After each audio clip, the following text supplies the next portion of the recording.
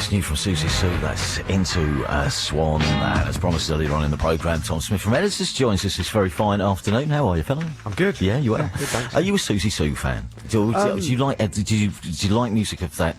Maybe the old Banshees era, the early 80s? I don't know much about it, to be honest. No? I mean, no. So I don't feel educated enough to give you a proper opinion. Where did you start then, musically? What was the first record you bought? First record I bought. When you're a kid, obviously pop music. When I was a child, Michael Jackson, stuff like that was obviously always around. But I don't know if I went out and bought that. I think it was just around. First thing like kind of really, definitely maybe something like that. Park Life. Right. It was that time really, because I was about 13 when that. So it's a real, and probably saved you from having a heavy metal phase. Russell and Ed of the band, they did. They did. I don't think Britpop really floated their boats at the time, and Nirvana was where they started, but Russell went through from that to things like Metallica and not terrible places. Ended up at gigs by Limp Bizkit and things like that. Metallica was the same place. That was kind of okay, wasn't it? But then you were in trouble. In my era, you knew you were in trouble when some of your friends came, waltzing into school with a denim jacket, was sporting a Michael Schenker Group patch on the back or something like that. It was all downhill from there. But it was a time as well, wasn't there? I don't know if it happened to you, where bands always did cover versions in their rehearsals, and it either was Nirvana or Oasis. Right. Okay. Yeah. Did you ever go down the cover route? Well, yeah. I mean, when I was at school, when I first started playing with mates around, but it was more Radiohead, things like stuff from the Bends, really. Yeah. Because that was for us, and I guess a couple of Oasis tunes. I remember playing Talk Tonight with some mates in our bedrooms, emoting to each other terribly. But covering Radiohead, that's a pretty tall order, though, when you're starting out. Yeah, but High and Dry is quite easy to play. Right. So, if you're not very good, it's not easy to sing, but it's easy to play. So, bring us up to date with where you've been and what you've been doing. I suppose, we're heading towards the weekend. We sit here on a Friday afternoon, even though I'm working tomorrow night.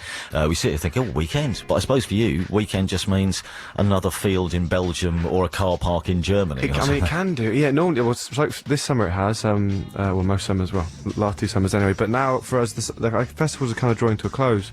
So, we've got one. So tomorrow we're flying to Italy to do one tomorrow night. And then we go straight from there to America. So this weekend, tonight and today I've been making sure my clothes are clean and buying toiletries and making sure I don't run out of that kind of stuff before we go away for a month. It's quite comforting to know that people in bands still have to go home, do all the washing, lay their t-shirts out, and because if you're on a long tour, you must need quite a lot of clobber, do you? Well, and once a day I sweat terribly through what I'm wearing, so I need to have more than one outfit a day. So I'm pretty good at packing now. Do you have a favourite get-up when you're on stage? Is there something that you just become attached to wearing? No, not really. I don't know. No, not really. I don't know, the thing is, bands, but it's one of those things. You go on stage and you just want to, every night is, I suppose, going to be different, but some bands actually wear the same thing pretty much day in, day out. Yeah, I mean, they must smell. That's what I'm saying. Well, yeah, I mean, some people have been able to wear jeans for 2 weeks in a row, The View or whatever. But I feel a bit wrong if I'm doing that for that period of time. Do you have you found as you've been travelling around? I mean, it's doing the festivals. Do they all become the same? Is it like the homogenisation of the British High Street, that wherever you go, there's the same shops? Are the festivals the same thing? You got the same. You see the same faces. You do. I mean, you do start to see the same bands and people around, but there's normally something unique about everyone you do, especially when you're going across Europe and places like that. And even if it's just the weather, you remember, because all the ones at home have been wet, to be honest, but for us. But if it's just the weather or a setting, or we did one in Barcelona, and sometimes you do ones in Switzerland, in the Alps and things like that. And there's normally something about every festival that makes it its own, I guess. And does that make the set different in any way? The set unique? I mean, just the setting of the place. I imagine. I can't imagine a band playing the same at somewhere like the Eden Sessions or the Eden Project as they would in Brixton Academy. Yeah, I don't know. Festival for us at the moment, is very much about going out there and doing the hits, for the want of a better word. You have a shorter period of time and you have to win over as many people as possible, I guess. And to do that, the best way normally is to do the things that are most obvious, Yeah, I don't know. It depends where you are and how long they give you. Sometimes you can go to a festival and they go, "Can you play for an hour and a quarter?" And you're like, "Really?" Sometimes they'll go, "Can you play for 40 minutes?" Europe, they love you to play for as long as possible. Right. And like even on the first record, when we had a 40-minute record, we turn up to the festivals and they'd want us to play for an hour and a quarter. You're doing songs twice and things like that. Yeah, but some of those B-sides are great. I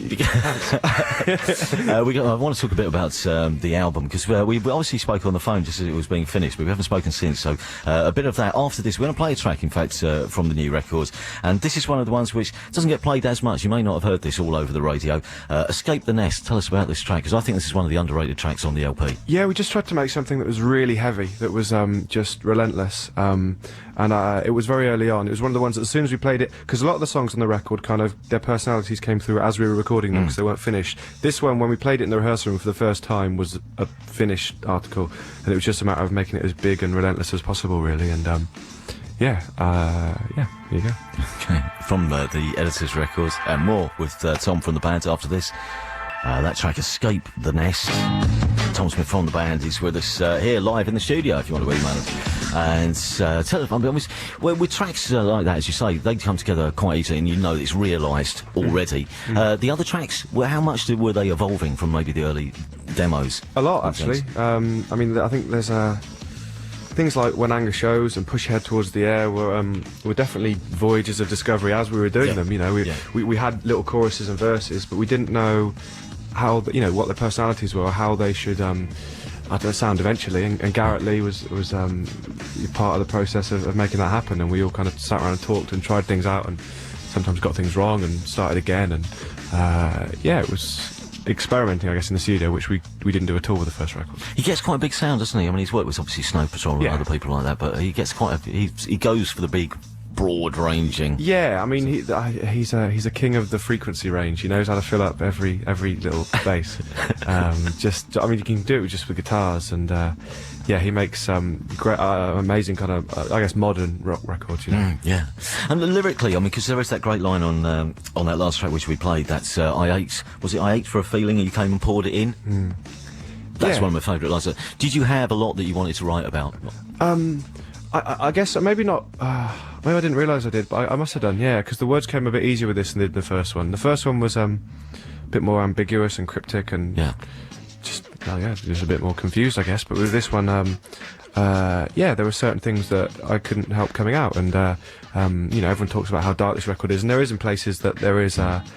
It does touch on kind of serious things, but it's not all dark and all about death. And there's love in the record as well, and there's warmth, and I wanted those things there to be too. He's quite fatalistic in places, though, isn't he? In places, yeah. But I can't control what comes out. I don't think you should really think too much about it as a lyricist. You say what you want to say, and whatever comes natural, I guess. I suppose it's also it's a snapshot, isn't it? Really, it's a place and a time. Yeah, I mean, and our lyrics, or my lyrics, have always been a reflection, or they come to me after things happen in my life or around my life, and it might not always be like that. But for this record, there were some things that shaped it, and I think I'm just being honest, I guess. See, do you know what I want at one point? I want a band to actually go back and write a song, because obviously these are things where, which you're feeling at the moment. Yeah. I think as a discipline, it'd be brilliant to make a band go into a studio and write a song about all the previous years of their life. So they have to do an experience per track, right? So from one about when you're 18, one about when you're 17, one about when you're 16. Yeah. What do you reckon? Yeah, it'd be good. Because then it's not all about what we did last summer or our last tour. Yeah, indeed, yeah. Well, yeah, I know touring songs are dangerously naff, aren't they? You have to be careful when you address that type of stuff. But you can't help but have your environment or what you've been through seep into when you're being creative, I don't think. How much then are you more at ease with what you're writing, though? I noticed that you don't put the lyrics on the CD. Yeah, do you not like that? Yeah, it's funny because it feels like the most natural thing in the world when I'm writing the words and they come out and I'm there and doing it. But then when I'm forced to talk about them afterwards, I kind of seize up and get a bit uncomfortable. And then even more so if I've put them in the sleeve like they were poetry or something like that. The lyrics, they get out and they're there for people to find if they want to find them with the internet and stuff. But I don't know. I just feel a bit uncomfortable like I'm publishing them. Who's sort of some of your lyrical heroes yourself? Is there anyone that you think that really nails it? Yeah, I mean, I'm always fascinated by what Michael Stipe's done. I love the kind of, I love Guy Garvey and Jason Pearce as well, you know. Basically, people from my favourite bands, really. They wouldn't be my favourite band if the lyrics didn't get me on some level. And what's it about them? Because some of those are quite, although they're obviously very, you know, passionate, quite soulful, they're also quite escapist, some of those people, in a way, aren't they? They take you to a different place. Yeah. I mean, I guess that's... that's what I love about them. You know, that they can. You do feel like you're not in this world, or they're taking you somewhere else, or somewhere that isn't. I don't know, somewhere, I don't know, spiritual or whatever, however you call it. You know, somewhere where your head goes when you listen to music. Yeah, without trying to be too cheesy, but also a higher place. Yeah, you know, quite frankly. You know, but also that they do write personal things that, you know, come from, again, without trying to be too cheesy, from their heart or whatever. You know, and that is what excites me, I guess. So. Going off to the States, on a big trip like this, are you looking forward to something like this? Is it like a trip into the unknown, or are you already looking down and going, we went there last time, it was rubbish? No, Salt Lake. I can't believe they invited us back. Salt Lake City. I think we've done 14 tickets so far for this one. No, not at all. We love touring there. You know, we aren't particularly big in America, and I don't know if we ever will be, but we enjoy going there and having a go and having a crack. And when you play in New York, you can play to, you know, 1,000 people, and that's amazing for us, or on the West Coast similarly. But there are places in the middle that there aren't going to be many people there. But it's good fun. Sitting in a bus touring America is we have a really good time. Because obviously it's tripped up one or two bands over the years, but I think those bands maybe have got so obsessed with the ambition of breaking the place, they've forgotten that actually they're a band of musicians turning up to play. Yeah, I think and also, you know, bands come from the UK if they're British, you know, and have, you know, whatever level of success, and it's never going to be anywhere near that to start with in America, and sometimes it might take a long time, and if you can get your head around that, I mean, our heads were around that to start with. Yeah. So this is all we need, right? Because you'll be away nearly till Christmas, won't you? Yeah, pretty much. Okay, so when you're passing through Christmas time, we just want one present brought back. Okay. We want your best piece of tat that you can find from a truck stop. You know, okay. one of those truck stops when you're on a 9-hour journey across the state somewhere. Just think of us when you stop. Buy anything you can. See what I can find. They're scary places, those places. Yeah.